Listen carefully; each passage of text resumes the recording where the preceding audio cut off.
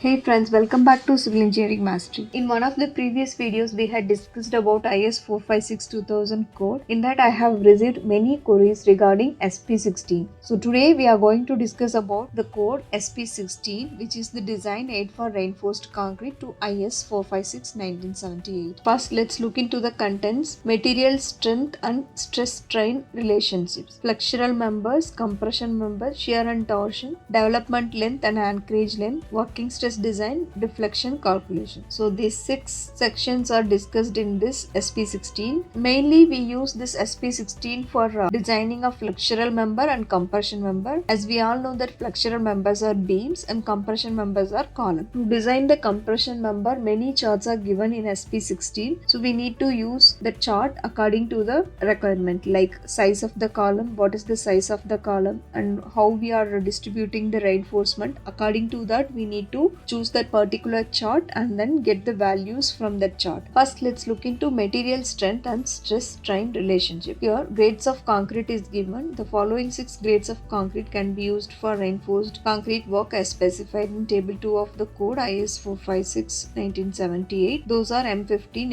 M20, 25, 30, 35 and 40. As we know, the number in the grade designation refers to the characteristic compressive strength FCK of 15 cm cube, that is 150 mm cube at 28 days, expressed in Newton per millimeter square. So the characteristic strength being defined as the strength below which not more than 5% of the test results are expected to fall. Here generally grades M15 and M20 are used for flexural members. Charts for flexural members and tables for slabs are therefore given for those 2 grades only. However, tables for design of flexural members are given for grades M15 to M30. So the table is given for all the grades M15 to M30. The charts for compression members are applicable to all grades of concrete. So in this table, type of steel and Indian standard yield stress or 0.2% roof stress are given. So here, taking the above value into consideration, most of the charts and tables have been prepared for 3 grades of steel having characteristic strength Fy equal to 250 Newton per millimeter square, 415 Newton per millimeter square and 500 Newton per millimeter square. And after that, we have design stress strain curve for concrete, design stress strain curve for steel. Next one is flexural members. This assumption is very important. This you might have seen in the textbooks as well. Basic assumption in the design of flexural member for the limit state of collapse are given below. Plane sections normal to the axis of the member remain plane. This means that the strain at any point on the cross section is directly proportional to the distance from the neutral axis. The maximum strain in concrete at the outermost compression fiber is 0.0035. The design stress strain relationship for concrete is taken as indicated in figure 1. The tensile strength of concrete is ignored. The design stress in reinforcement are derived from strain using the stress strain relationship given in figure 2 and 3. The strain in the tension reinforcement is to be not less than 0.87 Fy divided by ES plus 0.002. Here ES is the Young's modulus or modulus of elasticity and Fy is the characteristic strength of steel. This assumption is intended to ensure ductile failure, that is, the tensile reinforcement has to undergo a certain degree of inelastic deformation before the concrete fails in compression. Next one is maximum depth of neutral axis. So that is XU max by D. The formula is 0.0035 divided by 0.0055 plus 0.87 Fy divided by ES. So by solving this using different grades of steel, we get this table. Table B, values of XU max by D for different grades of steel. So we have 250,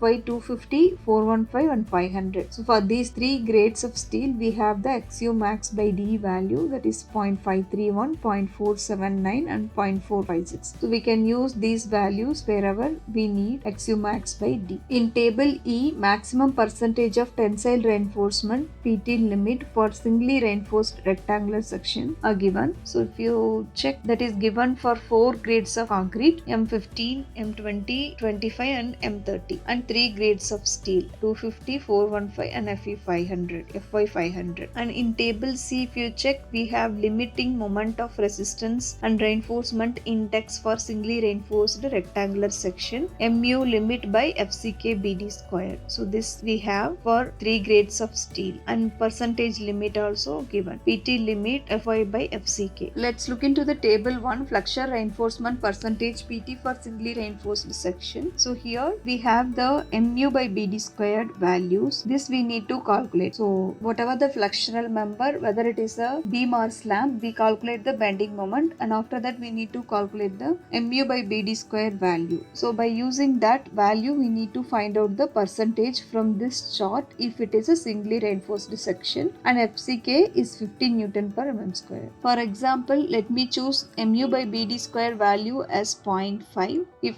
this is the value, then our grade of steel, let's consider 415, then the PT value will be 0.144. So this is the PT we need to consider for the value of 0.5 mu by BD square, and grade of steel is 415 Fy 415 Newton per millimeter square. So in this way you need to find out the percentage of steel by using this table. Next, let's look into table 2 flexural reinforcement percentage PT for singly reinforced section. FCK value is 20 Newton per millimeter square. So the similar pattern has to be maintained here. See, for 0.5 we got the value as 144.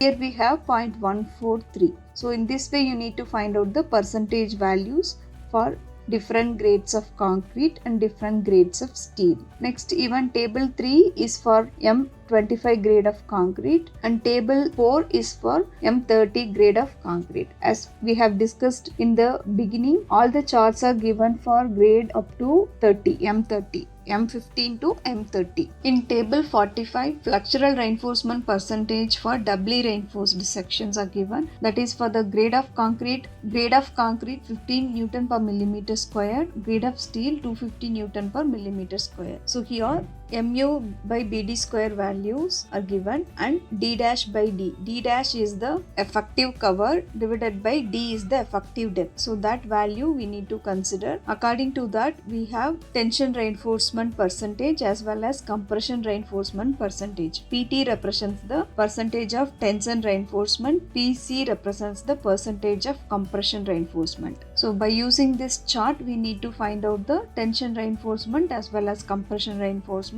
according to the mu by BD squared value. Chart number 46 is for grade of concrete M20 and grade of steel 250 Newton per millimeter square. Next one is M25 grade of concrete and steel 250 Newton per millimeter square. Next one is M30 250 Newton per millimeter square is the grade of steel. And table 49 is for grade of concrete 15 and grade of steel 415 Newton per millimeter square. In this we have 4 charts, 15 to 30 we have, 20, 25 and 30. Similarly, we'll be having 4 charts for the grade of concrete 15 to M30 and grade of steel is 500 Newton per millimeter square. Next one is compression members. In compression members, we have the eccentricity E minimum is equal to L divided by 500 plus D by 30 subjected to a minimum of 2 cm. So this is the condition. Here L is the unsupported length of the column and D is the lateral dimension of the column in the direction under consideration. To find out the axial load, PU is equal to 0.4 FCK AC plus 0.67 Fy ASC. So this formula we can use to find out the axial load of the column. In example 5, they have solved on problem to find out the eccentricity. So the minimum eccentricity ratio is less than 0.05 in both directions. Hence the design of the section by simplified method of 38.3 of the code is valid. So that means we can use this formula to find out the axial load. Another section 3.2 combined axial load and uniaxial bending. So in example 6, they have solved one problem with square column with uniaxial bending. Uniaxial bending means the bending will be in one direction, only one direction. There will not be biaxial bending. See here, only mu by FCK BD square. Bending is in only one direction, either x direction or y direction. And in example 8, we have rectangular column with biaxial bending. So this is the example to solve biaxial bending. That means we'll be having the bending moment in both axes. See here they have given factored moment acting parallel to larger dimension, that is MUX, factored moment acting parallel to the shorter dimension, that is MUY. So two moments are are given. Moments due to minimum eccentricity are less than the values given above. So the reinforcement is distributed equally on four sides. This is the condition they have assumed, and according to this the calculation is done. See, finally, until we get the section is okay. That means referring charts which are given in this code SP-16, we need to find out mu y by mu y1 and pu by pu z. The permissible value of mu x by mu x1 should satisfy, so that we can conclude the section, whatever the section assumed is okay. And in section 3.4 we have slender compression member. We know the slenderness ratio, that is Lex by d or Ley by d of a compression member exceeds 12, then it is considered to be a slender compression member. Lex and Ley being the effective length with respect to major and minor axis of the column respectively. When the compression member is slender with respect to the major axis, an additional moment max given by the following equation should be taken into account. So if we are designing the slender column, we need to consider the additional moment according to the axis of the column. So if it is a major axis, then we need to add this formula. We need to use this formula. max is equal to pud divided by 2000 into lex by d the whole square. Similarly, if the column is slender about minor axis, an additional moment of may should be considered. May is equal to pub divided by 2000 into ley by b the whole square. So this additional moment can be written in the form of eccentricities of load as follows. That is max is equal to pu into eax. So where eax is equal to d by 2000 into lex by d the whole square. In table 1, additional eccentricity for slender compression members are given. In example 9, slender column has been solved with biaxial bending. This one is little bit lengthy calculation if we do it manually. Now let's look into chart 27, compression with bending, rectangular section, reinforcement equally distributed on two sides. Fy is 250 Newton per millimeter square. D dash by d is equal to 0.05. Here d dash is the effective cover, which is clear cover plus dia by 2, diameter of the bar divided by 2. So that divided by dimension. D is the dimension of the column. So that is 0.005. So if we get this value or below this value, we need to use this chart. And nearby values we can make a round it off and then we can use this chart. In this chart, pu by fck bd and mu by fck bd squared values are given. P by fck also we can calculate. We can assume the percentage of reinforcement and we can calculate pu by fck bd and p by fck. By using these two values, we can find out the mu by fck bd squared value. Similarly, we have the chart for d dash by d value 0.1 and this is 0.15. 0.2. See, next one is for the grade of steel 415 Newton per millimeter square. In this also we have four charts, 0.05 to 0.2. See, 0.1 d dash by d value, 0.15 and 0.2. This is for grade of steel 415 Newton per millimeter square. Next one is 500 Newton per millimeter square. In this we have four charts, 0.05 to 0.2, 0.1, 0.15 and 0.2. So whatever the value we get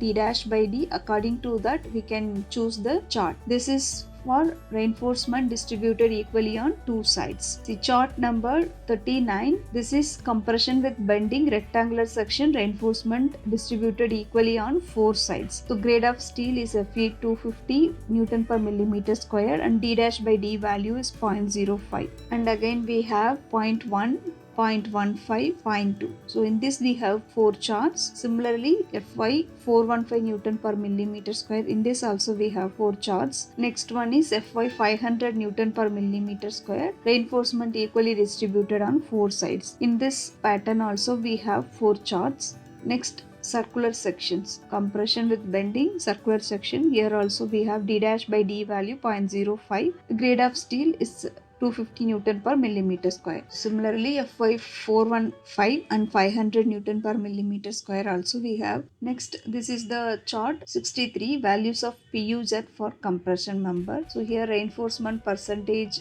is given and Pu by Ag, that value is given, and FCK is given. So from this we have to find out this Pu by Ag. Next, chart 64, biaxial bending in compression member. Chart 65 is for slender compression member, multiplying factor K for additional moment. These are all the major charts which we use to design the compression members. So friends, I hope you all like this video. Please do comment in the comment box if you have any queries. Your comments are always welcome. And don't forget to subscribe this channel for more videos. Also do share it with your friends. If you like the content and if you want to support this channel, super thanks button has been enabled in our channel. Kindly click on that one by logging into your account that will be shown below this video. You can click on that super thanks button and pay some amount to support this channel. If you want the continuity of this code, please do comment in the comment box so that I'll upload one more video as a next part of this code explanation. Thank you for watching.